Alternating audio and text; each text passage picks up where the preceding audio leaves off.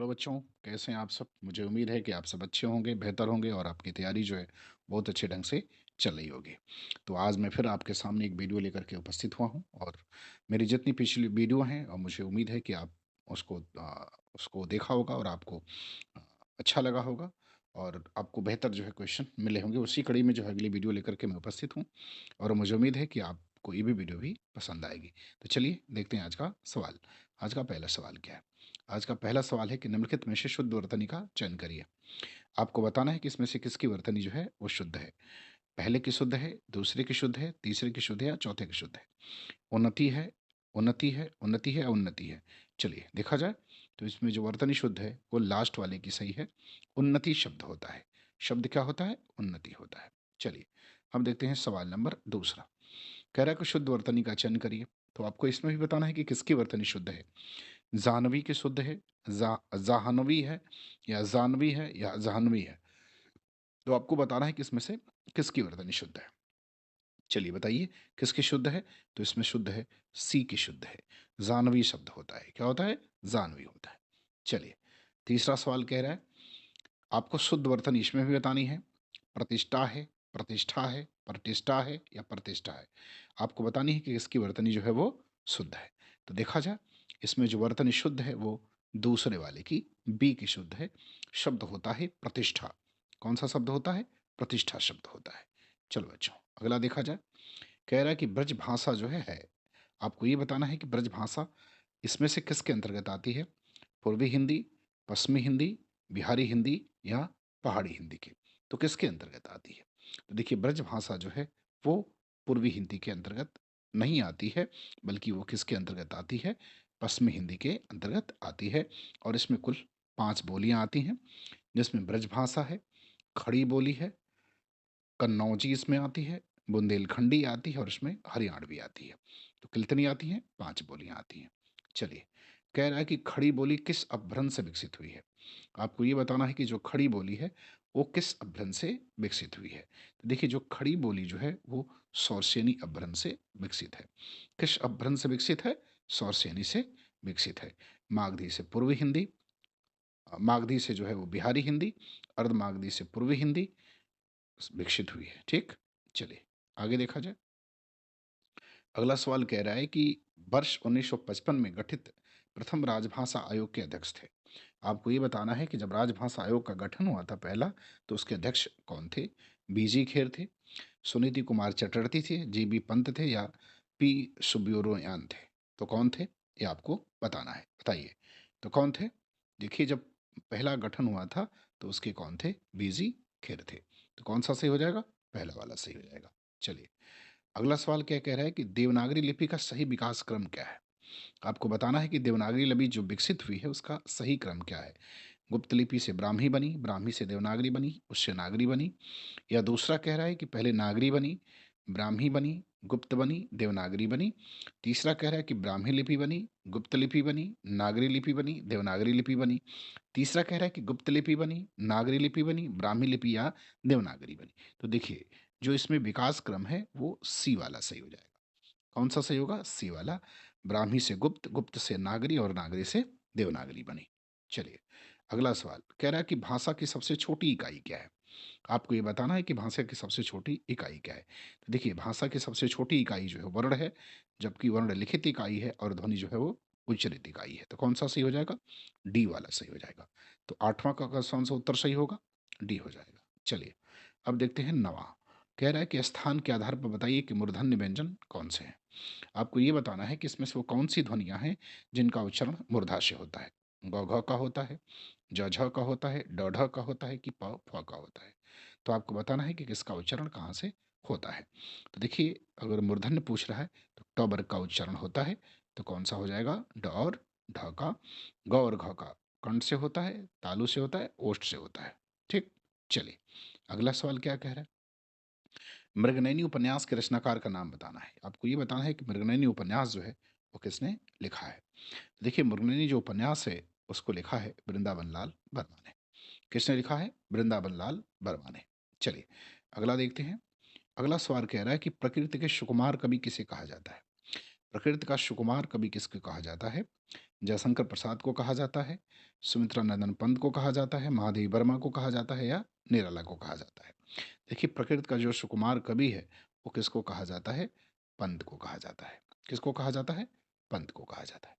चलिए अगला देख, कह रहा है कि फणीश्वर नाथ रेणु की रचना है। आपको ये बताना है कि इसमें से कौन सी रचना है जो फणीश्वर नाथ रेणु की है। गबन है, गीतांजलि है, मैला आंचल है या कामायनी है? तो आपको बताना है कि रेणु की रचना कौन सी है। तो इसमें रेणु की जो रचना है वो मैला आंचल है। कौन सी रचना है? मैला आंचल है, जिसको हिंदी साहित्य का पहला आंचलिक उपन्यास कहा जाता है। चलिए अगला सवाल क्या कह रहा है? कह रहा है कि द्विवेदी युग का नामकरण किसके नाम पर हुआ है? द्विवेदी युग का जो नामकरण है वो किसके नाम पर किया गया है? तो आपको बताना है कि किसके नाम पर किया गया है। शांति प्रिय द्विवेदी, महावीर प्रसाद द्विवेदी, हजारी प्रसाद द्विवेदी या राम अवध द्विवेदी? तो देखिए, जो द्विवेदी युग है इसका नामकरण महावीर प्रसाद द्विवेदी के नाम पर किया गया है। तो बी वाला जो ऑप्शन होगा आपका वो सही हो जाएगा। चलिए इसके बाद क्या कह रहा है? 14। 14 में देखिए, अलंकार पूछा है कि नहीं पराग नहीं मधुर मधु नहीं विकास एकाल अली कली शो बंध्यो आगे कौन हवाल? आपको बताना है कि इसमें कौन सा अलंकार है। रूपक है, विशेषोक्ति है, अन्योक्ति है या अतिशयोक्ति है? तो बताना है कि कौन सा अलंकार है। देखिए, ये जो दोहा है बिहारी का है और इसमें अलंकार जो है वो कौन सा है? अन्योक्ति अलंकार है। अन्योक्ति अलंकार का मतलब होता है कि किसी अन्य के लिए कही गई उक्ति। चलिए अगला देखा जाए। कह रहे हैं कि चरण में मात्राओं की संख्या कम से अधिक की तरफ मात्रिक छंदों का सही अनुक्रम क्या होगा? आपको ये बताना है कि जो छंद है इसमें जो लिखे गए हैं वो कम से अधिक की तरफ जो है वो जाएंगे। तो इसमें कौन सा आएगा? पहले सबसे कम किसका है और सबसे अधिक किसका है? तो आपको ये बताना है। चलिए बताइए, किसका सबसे कम है और उसके बाद किसका सबसे जो है वो अधिक होगा? बताइए, किसका अधिक होगा सबसे कम होगा? देखा जाए। चलिए, तो जो डी वाला ऑप्शन है ये सही हो जाएगा। चौपाई का सबसे कम है और गीतिका का इसमें सबसे अधिक है। ठीक है। चलिए अगला देखा जाए सवाल। अगला सवाल क्या कह रहा है? अगला सवाल कह रहा है कि आपको म, बताना है कि कौन सा छंद इसमें है। मुंह को होई वाचाल पंगु चढ़े गिरवर गहन जा सुकृपा सुदयाल द्रभों सकल कलिमल दहन। इसमें आपको छंद बताना है कि इसमें कौन सा छंद है। दोहा है, चौपाई है, सोरठा है या बरव है? तो इसमें आपको क्या बताना है? आपको इसमें छंद बताना है। बताइए कौन सा छंद है? तो इसमें कौन सा छंद होगा? सोरठा छंद होगा। कौन सा छंद होगा? सोरठा होगा। ठीक। चलिए अगला क्या है कह रहा है? अगला कह रहा है कि संचारी भावों की संख्या क्या है। संचारी भावों की संख्या क्या है? तो देखिए, संचारी जो भाव हैं उनकी संख्या कुल कितनी है? 33 है। तो कौन सा सही हो जाएगा? बी वाला। जबकि एक नए संचारी भाव की उद्भावना देव ने की है जिसका नाम छल है। चलिए अगला सवाल। कह रहा है कि भरत मुनि के रससूत्र में निम्नलिखित में से किसका उल्लेख नहीं है? सवाल ये पूछा है कि भरत मुनि के रससूत्र में किसका उल्लेख नहीं है। तो देखिए, भरत मुनि का जो रस सूत्र है वो कहा, उन्होंने कहा था कि विभाव अनुभाव व्यभिचारी भाव स्वगात रस निष्पत्ति। उसमें जो है विभाव अनुभाव और संचारी भावों का नाम लिया था, लेकिन उन्होंने उसमें अस्थाई भाव का नाम नहीं लिया था। इसलिए जो पहला ऑप्शन होगा वो सही हो जाएगा। ए इज द राइट आंसर। चलिए अगला सवाल क्या कह रहा है? 19 कह रहा है कि किलक अरे मैं नेह निहारूं इन दांतों पर मोती वारूं, इन पंक्तियों में कौन सा रस है? कह रहा है कि किलक अरे मैं नेह निहारूं इन दांतों पर मोती वारूं, इन पंक्तियों में कौन सा रस है? तो इसमें जो रस है वो वात्सल्य रस है। कौन सा रस है? वात्सल्य रस है। ठीक है। चलिए अगला क्या कह रहा है? उस काल मारे क्रोध के तन कांपने उसका लगा, मानो हवा के जोर से सोता हुआ सागर जगा। आपको बताना है कि इसमें कौन सा रस है। उस काल मारे क्रोध के तन कांपने उसका लगा, अब मानो हवा के जोर से सोता हुआ सागर जगा। आपको बताना है इसमें कौन सा रस है। वीर रस है, रौद्र रस है, अद्भुत रस है या करुण रस है? तो आपको बताना है कि इसमें कौन सा रस है। देखिए, इसमें जो रस है वो रौद्र रस है। कौन सा रस है इसमें? तो इसमें रौद्र रस है। ठीक है। चलो आगे देखा जाए। कह रहा है कि शब्द का अर्थबोधन कराने वाली शक्ति क्या होती है? शब्द का अर्थबोध कराने वाली शक्ति क्या होती है? शब्द शक्ति कहते हैं, रस कहते हैं, छंद कहते हैं या अलंकार कहते हैं? इसको कहा जाता है शब्द शक्ति कहा जाता है। क्या कहा जाता है? शब्द शक्ति कहते हैं इसको। क्या कहेंगे? शब्द शक्ति कहेंगे। चलिए आगे देखा जाए। कह रहा है कि ओखली में सिर दिया तो मूसलों से क्या डरना, इसका अर्थ क्या है? ओखली में सिर दिया तो मूसलों से क्या डरना, इसका अर्थ क्या है? मूर्ख के साथ मित्रता करने पर हानि होती है। मुसीबतों से घबराना किसी भी प्रकार से उचित नहीं है। ओछे व्यक्ति किसी को लाभ नहीं पहुंचा सकते। कठिन काम शुरू करने पर कष्ट तो सहने ही पड़ने पड़ते हैं। आपको बताना है कि इसमें से कौन सा सही हो जाएगा। तो सही ये होगा कि भाई देखो, जब भी कोई कठिन काम हम करेंगे तो दिक्कत तो थोड़ी आएगी ही आएगी। ठीक, तो सही कौन सा हो जाएगा? डी हो जाएगा सही। चलिए अगला देखिए। निम्नलिखित कहावत का सही अर्थ बताइए। चूहे के चाम से नगाड़े नहीं मढ़े जाते। बताइए, चूहे के चाम से नगाड़े नहीं मढ़े जाते, इसका अर्थ क्या है? कंजूसी करना, सीमित साधनों से काम चलाना, छोटे होकर बड़ा काम करना, सीमित साधनों से बड़े काम नहीं होते। बताइए क्या उत्तर हो सकता है इसका? बोलिए भाई, चलिए देखा जाए। चलिए, तो इसका उत्तर क्या होगा कि सीमित साधनों से जो है वो अ, बड़े काम जो है वो नहीं होते हैं। ठीक, तो सीमित साधनों से क्या नहीं होते? बड़े काम जो है वो नहीं होते हैं। तो ऑप्शन कौन सा सही हो जाएगा? डी सही हो जाएगा। चलिए अगला देखते हैं। अगला कह रहा है कि सौ सयानी एक मत का अर्थ है। सौ सयानी एक मत का अर्थ क्या है? सौ सयानी एक मत का अर्थ क्या है? कुछ भी निश्चय न कर पाना, ज्यादा चालाक बनना, अच्छे विचारों में भिन्नता होना, बुद्धिमान के विचार एक से होते हैं। तो आपको बताना है कि इसमें से सही अर्थ क्या होगा। सय सयाने एक मत, मतलब 100 सयानों के एक मत होते हैं। इसका अर्थ क्या होता है? कुछ भी निश्चय न कर पाना, ज़्यादा चालाक बनना, अच्छे विचारों में भिन्नता होना, या बुद्धिमान के विचार एक से होते हैं। तो इसका अर्थ क्या हो जाएगा? तो इसका जो अर्थ होगा ये होगा कि बुद्धिमान जो होते हैं उनके विचार एक से होते हैं। चलिए अगला सवाल। अगला कह रहे हैं कि आंख का अंधा नाम नयन सुख का अर्थ क्या है? कह रहा है कि आंख का अंधा नाम नयन सुख, इसका अर्थ क्या है? एक ही व्यक्ति में कई अवगुण होना, केवल अच्छा नाम होने से ही कोई व्यक्ति अच्छा नहीं होता, गुण के विपरीत नाम, या आंख न होने पर भी सुखी होना। तो आपको बताना है कि इसका उत्तर क्या होगा। ठीक है, बताइए आंख का अंधा नाम नयन सुख, इसका अर्थ क्या होगा? तो इसका अर्थ होता है गुण के विपरीत काम होना। गुण के विपरीत क्या है? काम है। चलिए अगला देखते हैं। अगला कह रहा है कि वाक्य में अशुद्ध भाग का चयन कीजिए। क्या लिखा है कि यह निस्संदेह पूर्वक कहा जा सकता है कि आत्मकथा लिखना जीवनी लिखने से भी कठिन काम है। कह रहा है कि यह निस्संदेह पूर्वक कहा जा सकता है कि आत्मकथा लिखना जीवनी लिखने से भी कठिन काम है। कोई त्रुटि नहीं है। आपको बताना है कि इसमें कौन सी त्रुटि है। कोई त्रुटि नहीं है। यह निस्संदेह कहा जा सकता है कि आत्मकथा लिख जीवनी लिखने से भी कठिन है। कोई त्रुटि नहीं है।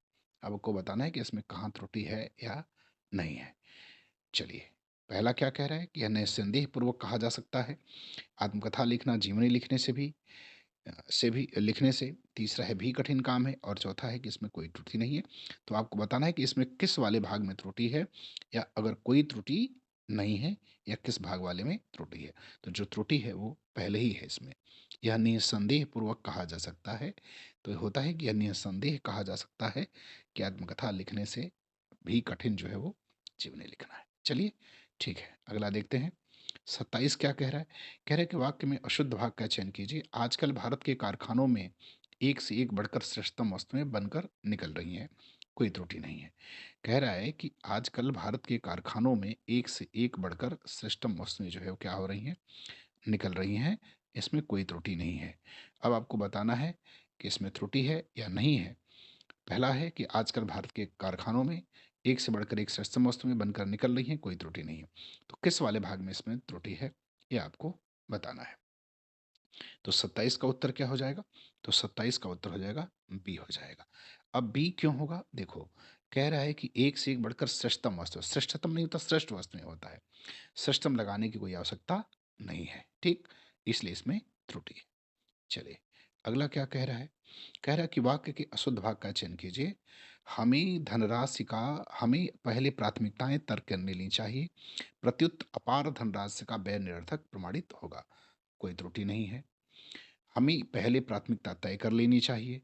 प्रत्युत अपार धनराशि का व्यय निरर्थक प्रमाणित होता है। कोई त्रुटि नहीं। आपको बताना है कि किस वाले भाग में इसमें त्रुटि है। त्रुटि है तो बनाएंगे, नहीं है तो लिख देंगे। कोई त्रुटि नहीं है। तो आपको ये बताना है कि इसमें कौन सी त्रुटि दिखाई दे रही है। तो इसमें जो त्रुटि है वो किस में है? दूसरे वाले ऑप्शन में। किस वाले ऑप्शन में? दूसरे वाले ऑप्शन में। चलिए अगला देखते हैं। कह रहा है कि निम्नलिखित में से विराम चिन्ह नहीं है। आपको ये बताना है कि इसमें से कौन विराम चिन्ह नहीं है। अल्पविराम नहीं है, पूर्ण विराम नहीं है, निर्देशक नहीं है, अवतरण नहीं है। तो देखो भाई इसमें अवतरण जो है कोई भी विराम चिन्ह नहीं होता है, बाकी तीनों जो है वो विराम चिन्ह होते हैं। ठीक है, चलिए अगला क्या कह रहा है। कह रहा है कि निम्नलिखित मिश्र वाक्यों में से कौन सा विशेषण उपवाक्य है। कह रहा है कि निम्नलिखित मिश्र वाक्यों में से वो कौन सा है जो विशेषण उपवाक्य है। मैं कहता हूं कि तुम भोपाल जाओ। लखनऊ जो उत्तर प्रदेश की राजधानी है एक ऐतिहासिक नगर है। जब मैं स्टेशन पहुंचा तभी लेट ट्रेन आई। मैं चाहता हूं कि आप यहीं रहें। तो विशेषण उपवाक्य बनाना है तो कौन सा सही हो जाएगा? बी वाला सही हो जाएगा। कौन सा सही हो जाएगा? बी ऑप्शन जो है इसका सही हो जाएगा। ठीक, चलिए अगला सवाल। कह रहे हैं, निम्नलिखित में से कौन सा अर्ध विराम है। क्या पूछा है? निम्नलिखित में से कौन सा अर्ध विराम लिखा हुआ है? ए वाला है, बी वाला, सी वाला या डी वाला? तो देखिए जो अर्ध विराम है वो किस में है? बी में बना हुआ है। नीचे जो है ना वो कॉमा वाला बना हुआ, ऊपर बिंदी बनी है, इसको अर्ध विराम कहते हैं। ठीक है, चलिए। जो पहले कभी ना हुआ एक शब्द में क्या कहेंगे? जो पहले कभी ना हुआ उसको एक शब्द में क्या कहा जा सकता है? बताइए, जो पहले कभी ना हुआ उसको एक शब्द में क्या कहेंगे? उसको अभूतपूर्व कहा जाता है। क्या कहा जाता है? अभूतपूर्व कहा जाता है। चलिए अगला क्या कह रहा है। कह रहा है कि विधानमंडल द्वारा पारित या स्वीकृत विधि क्या कहलाती है। विधानमंडल द्वारा पारित या स्वीकृति विधि जो है वो क्या कहलाती है? तो क्या कहते हैं उसको? तो उसको अधिनियम कहा जाता है। क्या कहा जाता है? अधिनियम कहा जाता है। चलिए अगला क्या कह रहा है। कह रहा है कि पत्र पत्र या प्रश्नादि के उत्तर की अपेक्षा करने वाले को क्या कहते हैं? एक शब्द में पत्र या प्रश्नादि की उत्तर की अपेक्षा करने वाले को एक पद में क्या कहते हैं? तो उसको क्या कहा जाता है? उसको कहा जाता है उत्तरापेक्षी। ऑप्शन डी सही हो जाएगा। क्या कहते हैं उसको? उत्तरापेक्षी कहते हैं। ऑप्शन कौन सा सही हो जाएगा? डी हो जाएगा। चलिए अब अगला क्या कह रहा है। कह रहे हैं, आलोक का विलोम क्या होगा। कह रहा है आलोक का विलोम। तो आलोक का विलोम क्या होगा? देखिए आलोक माने क्या होता है? उजाला। तो विलोम क्या हो जाएगा? अंधकार हो जाएगा। क्या हो जाएगा? अंधकार हो जाएगा। चलिए अगला क्या कह रहा है। कह रहा है गरिमा का विलोम क्या होगा। क्या कह रहा है? गरिमा का विलोम क्या होगा? तो देखो भाई गरिमा का जो विलोम होता है वो होता है लघिमा। क्या होता है? लघिमा होता है। ठीक। और आज का अंतिम सवाल क्या कह रहा है कि पंच परमेश्वर कहानी किसकी है। तो आपको बताना है कि पंच परमेश्वर जो कहानी है वो किसकी है। तो पंच परमेश्वर जो कहानी है वो प्रेमचंद की है। किसकी कहानी है? प्रेमचंद की कहानी है। तो बच्चों ये आज का सेशन हमारा ख़त्म हुआ और मुझे उम्मीद है कि आपको जो है ये पसंद आया होगा। और अगर आपको अच्छा लगे तो आप मेरे चैनल को लाइक शेयर एंड सब्सक्राइब करें। ठीक है, धन्यवाद।